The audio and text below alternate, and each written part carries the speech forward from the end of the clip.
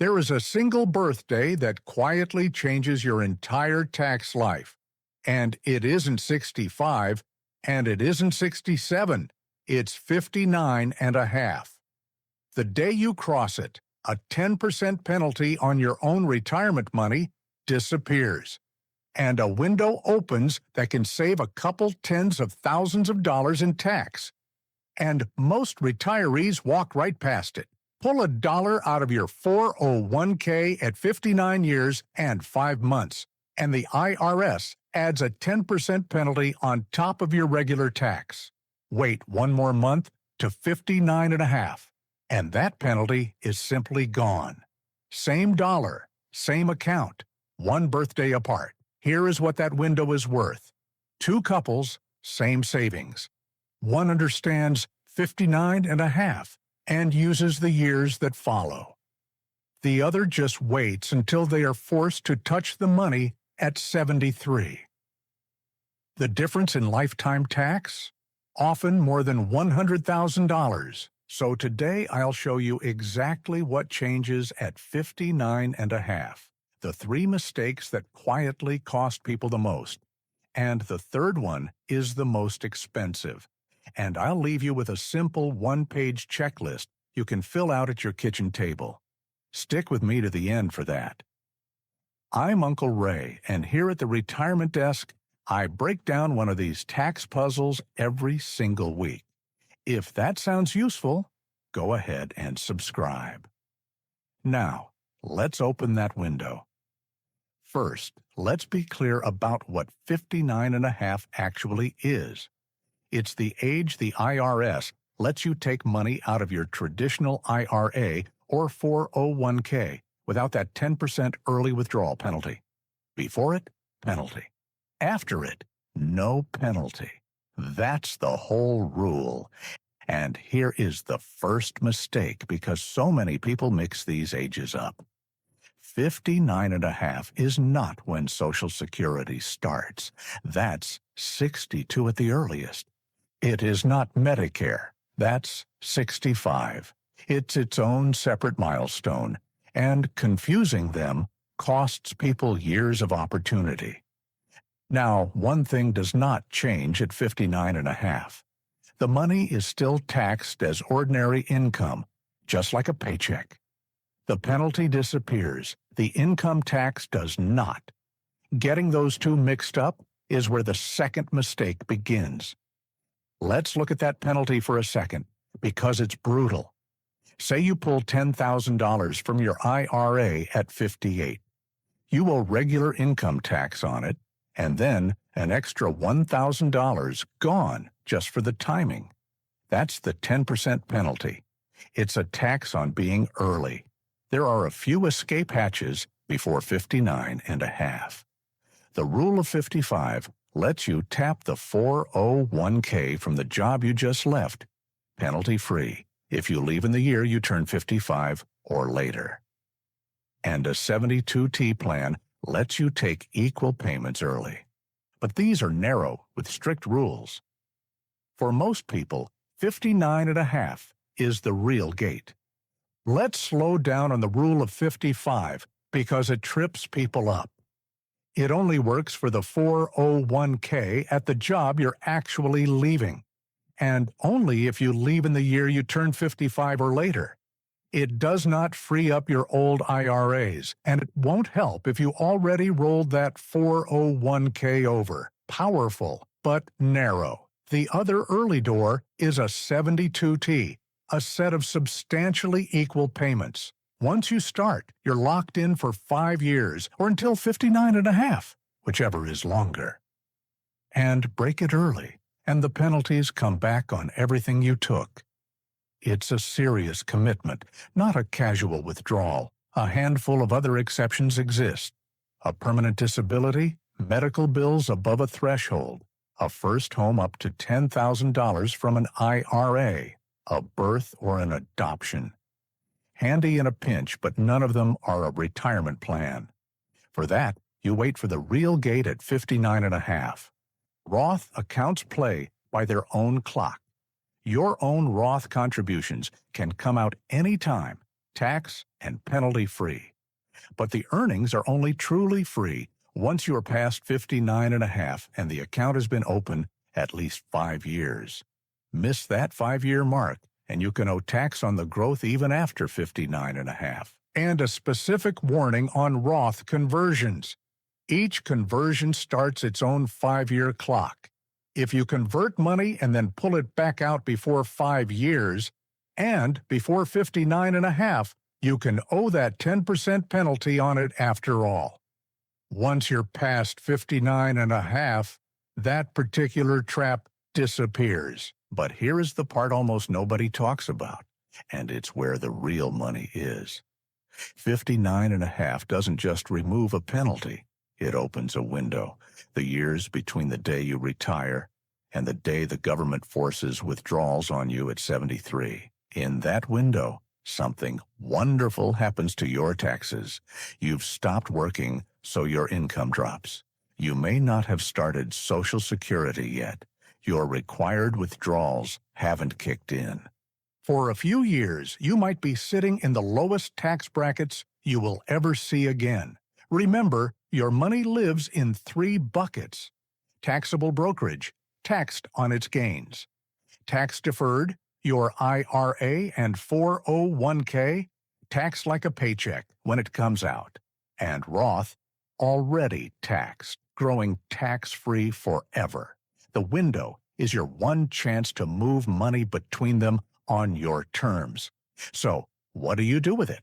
First, you fill up the cheap brackets on purpose. Instead of letting your IRA sit and explode into a huge forced withdrawal later, you pull a little out now while you're in the 10 or 12% bracket and pay tax at a discount. Second, you convert. You move money from that tax-deferred bucket into your Roth, paying today's low rate, so it can grow tax-free and never trigger a required withdrawal again. The window is the cheapest time you will ever get to do it. Third, if your income is low enough, your long-term capital gains can be taxed at 0%. 0. You can sell an investment in your brokerage account, pay nothing on the gain, and reset your cost basis higher. That's a gift that only exists while your income is low. And under all of it sits your standard deduction, a chunk of income the IRS never touches at all. For a retired couple over 65, that's tens of thousands of dollars a year you can pull out completely tax-free before a single dollar is taxed. Now, if you retire before 65, there's a twist. You're not on Medicare yet, so you're buying your own health insurance, and those subsidies shrink as your income rises. So in those pre-Medicare years, a giant Roth conversion can quietly cost you thousands in lost health subsidies. It's a balancing act, not a free-for-all. And there's one more clock to watch. Medicare looks back 2 years at your income. So a big conversion at 63 can raise your Medicare premiums at 65. That's not a reason to skip converting. It's a reason to do more of it earlier, in your late 50s and very early 60s, before that look-back window catches you. Now, that's a lot of moving parts. So let me show you what it looks like for one couple, because the numbers tell the story better than I ever could. Meet Frank and Carol. Frank retires at 60. They have $700,000 in his traditional IRA, $200,000 in a brokerage account, and $150,000 in a Roth. They don't need to touch Social Security yet. They can wait. The first version of Frank does the natural thing. He leaves the IRA alone to keep growing, lives off the brokerage, and waits. It feels responsible, but quietly, that $700,000 grows toward $900,000, and at 73, the government forces it out, all at once, at the highest rates of his life. By the time the forced withdrawals hit, Frank is pushed into a higher bracket. More of his Social Security gets taxed, and his Medicare premiums jump. The very thing that felt safe, leaving it alone, is what lit the fuse. Here's the quiet danger of leaving that IRA untouched. Someday, one spouse will pass first, and the survivor files as single, where the brackets are far narrower. That big tax-deferred account, harmless while there were two of them, can shove a widow into much higher rates. The window is your chance to diffuse it while you're both still here. Now, watch the smart Frank. From 60 to 72, he uses the window. Every year, he converts a slice of that IRA into his Roth, just enough to fill the 12% bracket, not a dollar more. He is buying it at a discount on purpose. In those same years, because his taxable income is low, he sells some of his brokerage gains at 0% and resets his basis higher. He's cleaning up two buckets at once, and the IRS is barely getting a taste.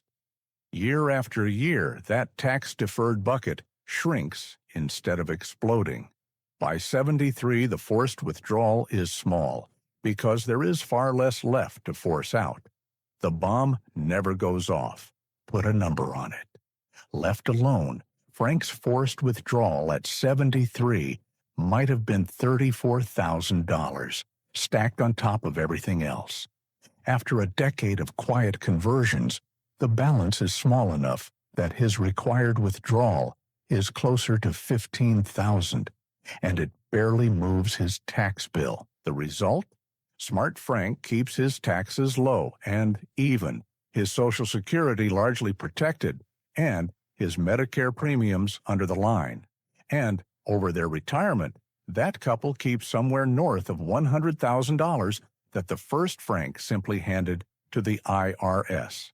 Same savings, same lifestyle. One of them understood the window.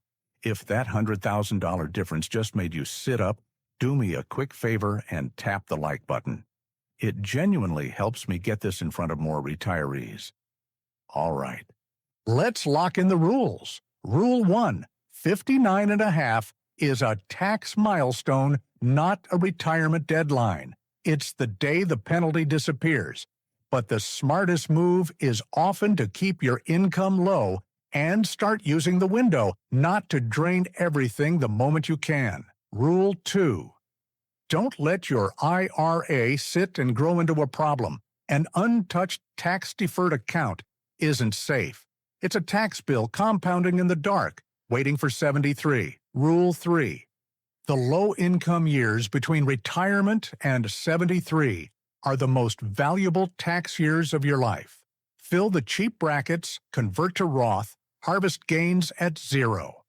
Once Social Security and required withdrawals switch on, that window starts to close. One caution, though. The goal is to fill the cheap brackets, not to overflow them. Convert so much that you jump into the next bracket, or trip the Social Security torpedo, and you've handed the savings right back. Every year you fill up to the line, and then you stop. And if you love your work and keep at it past 73, there's a bonus. As long as you don't own more than 5% of the company, you can delay the required withdrawals from that employer's 401k while you're still on the job. Your IRAs don't get that grace, but it's one more lever worth knowing. So here is the one-page checklist I promised. Write these down. 1. Know your 3 ages, 59.5 for the penalty, 62 to 70 for Social Security, and 73 for required withdrawals. 2. Before you touch a dollar early, check the Rule of 55 and the Roth 5-year clock. 3. Every year in the window, ask one question. How much room do I have left in the 12% bracket? Then fill it with a withdrawal, a conversion, or a 0% gain. 4. Never let a single year in that window go to waste, because you do not get it back. 2 more for your checklist. 5. If you're anywhere near 63, remember Medicare's 2-year look-back before you do a giant conversion. 6. Plan as a couple. Run the numbers for the day only one of you is filing single, and use these years to protect whoever is left. And there's a gift beyond your own taxes. Money you move into that Roth grows tax-free for the rest of your life. And when it passes to your kids, they get roughly a decade of continued tax-free growth before they empty it. A traditional IRA hands them a tax bill. A Roth hands them time. So, to bring it home, at 59.5, the 10% penalty on your own money disappears. That's nice. But the real prize is the window that follows. A handful of low-tax years where you can fill cheap brackets, convert to Roth, and harvest gains at zero before the government forces your hand at 73. Quick reminder before we wrap up. I'm Uncle Ray, an animated character, and this channel is education, not personal financial or tax advice. The examples are simplified, the rules change, and your situation is your own. So for your actual numbers, talk to a qualified tax professional or advisor. If this helped you see 59.5 in a new light, subscribe. I break down one of these every week, and tap like so more retirees find it. And tell me in the comments, how many years until your window opens, or is it already open? I read every one. I'm Uncle Ray, and I'll see you at the next one.